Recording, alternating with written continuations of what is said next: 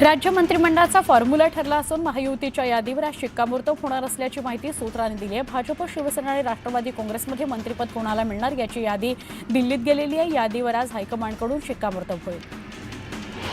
महायुतीचा मंत्रिमंडळ विस्तार 15 डिसेंबरला नागपुरात होणार आहे। वरिष्ठ सूत्रांनी माहिती दिली आहे। मुंबईऐवजी नागपुरात राजभवनामध्ये मंत्रिमंडळ विस्तार होईल असं कळतं। उद्या नागपुरात मंत्रिमंडळाचा विस्तार होणार आहे। न्यूज 18 लोकमतला सूत्रांनी माहिती दिली आहे। त्यातच आता मुख्यमंत्री देवेंद्र फडणवीस स्वतः आज दिवसभर संभाव्य मंत्र्यांना फोन करून शपथविधीकरता उपस्थित राहा अशा सूचना देतील असं कळतं। विधिमंडळाचं हिवाळी अधिवेशन नागपुरामध्ये 16 डिसेंबरपासून म्हणजे परवाच्या सोमवारपासून सुरू होत आहे। त्याकरता पोलीस प्रशासन सज्ज झालेलं आहे। यंदा जवळपास 7,500 पोलीस अधिकारी आणि कर्मचारी तैनात करण्यात आलेले आहेत। सोमवारपासून नागपूरमध्ये सुरू होणाऱ्या हिवाळी अधिवेशनामध्ये शेतकऱ्यांना कर्जमाफी होण्याची शक्यता दुरावली आहे। त्यामुळे शेतकऱ्यांचा हिरमोड झालाय। पहिल्याच अधिवेशनात शेतकरी कर्जमाफी होण्याची शेतकऱ्यांना अपेक्षा होती। विधानसभा अधिवेशनाच्या पूर्वसंध्येला नागपुरात राष्ट्रवादी काँग्रेसचा भव्य मेळावा होणार आहे। या मेळाव्यात उपमुख्यमंत्री अजित पवार, प्रफुल्ल पटेल, सुनील तटकरे यांच्यासह अनेक नेते उपस्थित राहणार असून विदर्भातील आमदारांचा सत्कार करण्यात येणार आहे। राज ठाकरेंनी पुण्यातील नेत्यांना महापालिकेकरता बैठकांना सुरुवात करा असे आदेश दिलेले आहेत। पुणे शहरातील मनसे कार्यकर्त्यांची बैठक झाली असून त्यात प्रभागनिहाय माहिती घेत महापालिकेच्या तयारीला लागण्याच्या सूचना करण्यात आलेल्या आहेत। वर्ध्याच्या देवळी मतदारसंघाचे भाजप आमदार राजेश बकाने यांनी ग्रामस्थांच्या समस्या जाणून घेत विकास कामांचा शुभारंभ केला। माजी जिल्हा परिषद अध्यक्ष शशांक घोडमारे यांनी रस्ते, पाणी, रोजगाराचा प्रश्न सोडवावा अशी मागणी केली। निवडणूक काळात सामान्य नागरिकांना दिलेल्या आश्वासनांची पूर्तता करावी याची आठवण करून देण्याकरता वर्ध्यात किसान अधिकार अभियानाच्या वतीनं आंदोलन करण्यात आलं। जिल्हाधिकारी यांच्या मार्फत सरकारला निवेदन देत मागणी पूर्ण न झाल्यास आंदोलन करण्याचा इशारा शेतकरी नेते अविनाश काकडे यांनी दिला। कराड उत्तरचे आमदार मनोज घोरपडे यांची कराड इथं शासकीय अधिकाऱ्यांसोबत आढावा बैठक पार पडली। यावेळी त्यांनी कराड उत्तर विधानसभा मतदारसंघ 4 तालुक्यात विभागला जाऊन प्रत्येक महिन्याला जनता दरबार होणार असल्याची माहिती दिली। हिंगोलीच्या बाळापूरमधील ग्रामीण रुग्णालयामध्ये कुटुंब कल्याण शस्त्रक्रिया झालेल्या महिलांना भर थंडीत जमिनीवर झोपवण्यात आलं। या संपूर्ण प्रकारामुळे रुग्णालय प्रशासनाची रुग्णांबाबतची अनास्था दिसून येते। भिवंडीत नागाव गावच्या हद्दीत दुचाकीस्वार दुचाकीसह ड्रेनेज पाईपलाईनच्या खड्ड्यात पडला। अपघातात दुचाकीस्वार जखमी झाला। जेसीबीच्या साहाय्याने दुचाकी बाहेर काढण्यात आली। घाटकोपर रमाबाई पुलावर क्रेन कोसळली। क्रेन कोसळल्यानं एक दुचाकीस्वार गंभीर जखमी झालाय। घाटकोपर पूर्व द्रुतगती महामार्ग वाहतुकीकरता 6 तास बंद ठेवण्यात आलाय। वाहतूक सर्व्हिस रोडनं सुरू करण्यात येणार आहे। वर्धा जिल्ह्यात यंदा अपघातात 148 जणांनी आपला जीव गमावला। डोक्याला मार लागल्यानं मृत्यू झालेल्यांची संख्या यंदा जास्त आहे। मात्र गेल्या वर्षीच्या तुलनेत मृतकांची संख्या कमी आहे। धरणगाव चोपडा रोडवर पिंपळे फाट्याजवळ एसटी बसचा भीषण अपघात झाला। या अपघातात एकाचा मृत्यू झाला। 21 प्रवासी गंभीर जखमी झाले।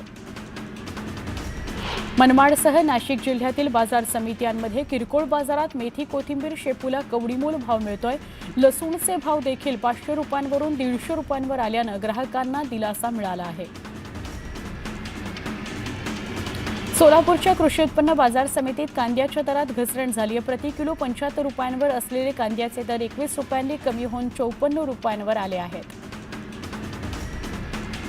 शासकीय धान खरेदी केंद्रावर धानाची विक्री करण्याकरता ऑनलाईन नोंदणी करणं आवश्यक आहे। नोंदणी करण्याची मुदत 31 डिसेंबरपर्यंत वाढवण्यात आली आहे। गोंदियात आतापर्यंत 1,17,913 शेतकऱ्यांनी नोंदणी केली आहे। धाराशिव जिल्ह्यातील कौडगाव हे द्राक्षाकरता प्रसिद्ध आहे। पण द्राक्षाला अपेक्षित फळ नसल्यामुळे आणि ढगाळ वातावरणामुळे द्राक्ष पिकावर रोगाचा प्रादुर्भाव झाला। यामुळे द्राक्ष उत्पादक शेतकरी अडचणीत सापडलाय। छत्रपती संभाजीनगरातील कचरा संकलनाचं काम करणाऱ्या रेड्डी कंपनीच्या कामगारांनी किमान वेतनाकरता 17 डिसेंबरपासून कामबंद आंदोलनाचा इशारा दिला। यावेळी झालेल्या बैठकीत कर्मचाऱ्यांनी भंगार विकू नये असे आदेश देण्यात आले। सोलापूर जिल्ह्यातील लक्ष्मी टाकळी ग्रामपंचायतीने ईव्हीएम मशीनच्या समर्थनार्थ ठराव केला। यावेळी सोलापूरच्या जिल्हाधिकाऱ्यांना याबाबत निवेदन देण्यात आले। ईव्हीएमवरच मतदान घेतलं जावं अशी मागणी करण्यात आली।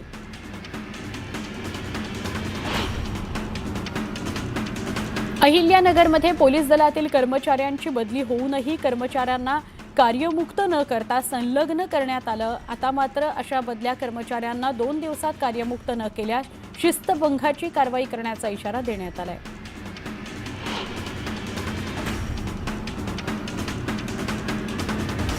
खेड तालुक्यातील दत्त मंदिरात अखंड हरिनाम सप्ताह सोहळा संपन्न होत असून विठुनामाचा गजर करत टाळ मृदुंगाच्या साथीत कीर्तनकारांच्या कीर्तन सेवेचं आयोजन करण्यात आलंय। सप्ताह सोहळ्याला वारकऱ्यांनी मोठी गर्दी केली आहे। बोदवड तालुक्यातील लोणवाडी ते शिरसाळा मारुती इथं दरवर्षीप्रमाणेच पायीवारीचं प्रस्थान करण्यात आलं। तसंच भाविकांची मोठ्या संख्येनं गर्दी बघायला मिळाली। येवल्याच्या ग्रामीण भागात बिबट्याने धुमाकूळ घातलाय। पाळीव प्राण्यांवर हल्ला करत त्यांना ठार करत मुक्त संचार करणारा बिबट्या सीसीटीव्हीत कैद झालाय। तर नागरिकांना अंकाई किल्ल्यातही बिबट्याचं दर्शन झाल्यानं जेरबंद करण्याची मागणी त्याला करण्यात येते। यवतमाळच्या पांढरकवडा या वनपरिक्षेत्रात अवैधरित्या मौल्यवान खैर वृक्षतोड करणाऱ्या 6 तस्करांना वनविभागाच्या पथकानं रंगेहात पकडलं। या कारवाईत 35 लाखांच्या मुद्देमालासह 6 आरोपींना अटक करण्यात आली।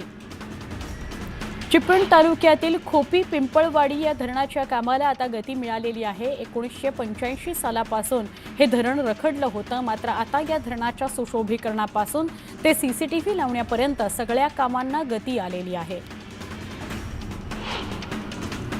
बनावट औषधांचा गैरप्रकार समोर आल्यानंतर संभाजीनगरातील मिनी घाटी हॉस्पिटलमध्ये नव्यानं खरेदी केलेली औषधं सील केली आहेत। या 14 कोटींच्या 257 प्रकारच्या औषधांची आता तपासणी करूनच वापरण्यासाठी ती देण्यात येणार आहेत। अहिल्यानगर पालिकेनं हाती घेतलेली अतिक्रमणांवरील कारवाई आणखी तीव्र करण्यात यावी असे आदेश आयुक्तांनी दिले आहेत। याकरता त्यांनी अतिक्रमणधारकांना 2 दिवसांचा अल्टिमेटम देखील दिला आहे। गोंदिया जिल्ह्यातील अर्जुनी मोरगाव तालुक्यातील धान मळणीकरता शेतात ठेवलेल्या धान्याला अचानक आग लागली। या आगीत धान्य संपूर्ण जळून खाक झालं। 850 भाऱ्यांचं पुंजणं जळलं आहे। कोरेगाव भीमा इथं शौर्य दिन साजरा केला जाणार आहे। यासाठी हायकोर्टानं राज्य सरकारला परवानगी दिली आहे। 22 डिसेंबर ते 5 जानेवारी दरम्यान ही परवानगी देण्यात आली आहे। मुंबई नागपूर समृद्धी महामार्गावरून सुरत मार्गे थेट दिल्लीला जाता येणार आहे, कारण काम पूर्ण झाल्यावर मुंबई नागपूर समृद्धी महामार्ग मुंबई दिल्ली महामार्ग एकमेकांना जोडले जाणार आहेत। महाराष्ट्रातील ही सगळ्यात मोठी कनेक्टिव्हिटी असणार आहे। पुणे नाशिक हा 5.5 तासांचा प्रवास आता अवघ्या 2 तासांवर येणार आहे। Pune Nashik semi high speed railway प्रकल्पाचा नवीन प्रकल्प अहवाल अंतिम टप्प्यात आहे, त्यामुळे या प्रकल्पाचं काम लवकरच सुरू होण्याची शक्यता आहे। पुण्यात गेल्या 6 वर्षात घरांच्या किमतीत वाघोली भागात सर्वाधिक 37% वाढ नोंदवण्यात आली आहे। याचवेळी गृह प्रकल्पांसाठी वाकड भागाला सर्वाधिक पसंती असल्याचं समोर आलंय। रेशन दुकानामार्फत शिधाधारकांना गेल्या 8 महिन्यांपासून शासनानं साखर दिली नाही। लाखो लाभार्थ्यांना शेकडो रुपयांचं रेशन अगदी मोफत वितरित केलं जात असताना 1 किलो साखरेसाठी शासनाकडे निधी नाही का असा प्रश्न उपस्थित केला जातोय। सोन्याच्या दरात 1400 रुपयांची घसरण झाली आहे, तर चांदीच्या दरात 4200 रुपयांनी घसरण झाली आहे। त्यामुळे सर्वसामान्यांना काहीसा दिलासा मिळाला आहे। वारकऱ्यांकरता आनंदाची बातमी आहे। आता विठुरायाचं दर्शन अवघ्या 2 तासात होणार आहे। टोकन दर्शन पद्धत सुरू करण्याचा निर्णय मंदिर समितीने घेतला असून फेब्रुवारीपासून टोकन दर्शन पद्धतीला सुरुवात होणार आहे। लोकलच्या 3ही मार्गांवर रविवारी मेगा ब्लॉक घेण्यात येणार असल्याने प्रवाशांना मनस्तापाला सामोरं जावं लागणार आहे। मध्य रेल्वेवर विद्याविहार आणि ठाणे स्थानकांदरम्यान सकाळी 8 ते 12 या कालावधीत ब्लॉक घेण्यात येणार असल्याने अप डाऊन मार्गावरील गाड्यांचे वेळापत्रक विस्कळीत होणार आहे। कुर्ला बेस्ट बस अपघातानंतर आता एसटी महामंडळ ॲक्शन मोडवर आलं आहे। त्या पार्श्वभूमीवर एसटी कर्मचारी व्यवस्थापन आणि बस पुरवणाऱ्या खासगी कंपन्यांकरता काही मार्गदर्शक सूचना जारी करण्यात आल्या। त्यानुसार नियम न पाळल्यास कारवाईचा इशारा देण्यात आला। राज्य सरकारनं वाहनांच्या सुरक्षेच्या दृष्टीनं महत्त्वाचे निर्णय घेतले. त्या दृष्टीनं वाहन सुरक्षा नियमानुसार वाहनांना उच्च सुरक्षा नोंदणी प्लेट बसवणं बंधनकारक असणार आहे. अन्यथा त्या चालकांना 10,000चा दंड भरावा लागणार आहे. मुंबई महापालिकेकडून 701 रस्त्यांची कामं प्रगतीपथावर आहेत. ही कामं दर्जेदार व्हावीत यासाठी ऑडिट सुरू आहे. या पार्श्वभूमीवर काँक्रिटीकरण कामाची IIT कडून पाहणी करण्यात आली. पुणे शहरात बांधकामं करत असताना केंद्रीय प्रदूषण नियंत्रण मंडळानं ठरवून दिलेल्या नियमावलीचं पालन करणं बंधनकारक आहे. मात्र याकडे दुर्लक्ष करणाऱ्या 105 बांधकाम प्रकल्पांची कामं महापालिकेनं थांबवली आहेत. पुण्यातील रुपी कोऑपरेटिव्ह बँक सध्या अवसानात आहे. ठेवी परत मिळवण्याकरता ज्यांनी क्लेम केला अशांना ठेव विमा महामंडळातर्फे 5 लाखांपर्यंतची विमा संरक्षित ठेव रक्कम देण्यात आली. अद्यापही अर्ज न करणाऱ्यांना 31 डिसेंबरपर्यंत अर्ज करण्याचं आवाहन करण्यात आलं आहे. नागपूर विमानतळावर पार्सल सेक्शनमध्ये फटाक्याच्या एका पार्सलचा स्फोट झाला. कुरिअरच्या माध्यमातून हे पार्सल वाशिमच्या एका महिलेनं बुक केलं. विमानतळावर स्क्रीनिंगच्या दरम्यान पार्सलमधून धूर निघाल्यानंतर हा प्रकार उघडकीस आला. नागपूर वर्धा महामार्गावरील सिंदी रेल्वे स्थानकावर 17 आणि 18 डिसेंबरला धावणाऱ्या 9 रेल्वे गाड्या रद्द करण्यात येणार आहेत. रिमोल्डिंग आणि इंटरलॉकिंगच्या कामाकरता या मार्गावर रेल्वे रद्द करण्यात आलेल्या आहेत.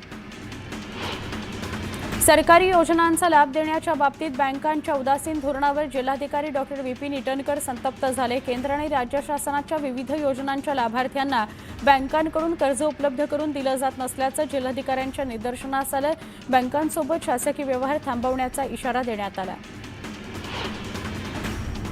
एसटीचा प्रवास सुखकर होत असताना आता इलेक्ट्रिकवर चालणाऱ्या शिवाई बसला प्रवाशांची पसंती मिळते आहे. पनवेल आगाराची एकही शिवाई बस धावत नाही. त्यामुळे ठाणे, पुणे, कल्याणकडे जाणाऱ्या प्रवाशांना किती दिवस शिवाईची प्रतीक्षा करावी लागणार आहे असा सवाल प्रवाशांकडून केला जातोय. बेस्टच्या ताफ्यात सध्या स्वमालकीच्या केवळ 1000 बसच उरल्या आहेत. त्यामुळे बेस्टमधील गैरव्यवस्थापन आणि उपक्रम डबघाईला येण्यास उपक्रमासह पालिका प्रशासनही जबाबदार असल्याची टीका बेस्ट बचाव समितीचे शशांक राव यांनी केली आहे.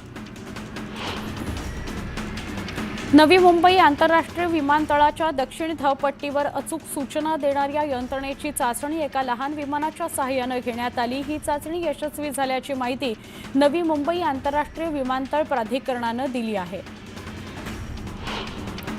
मुंबई महानगरपालिकेच्या मुख्यालयालाच डासांनी विळखा घातलाय. सुरक्षा रक्षकांना डेंग्यू आणि मलेरियानं ग्रासलंय.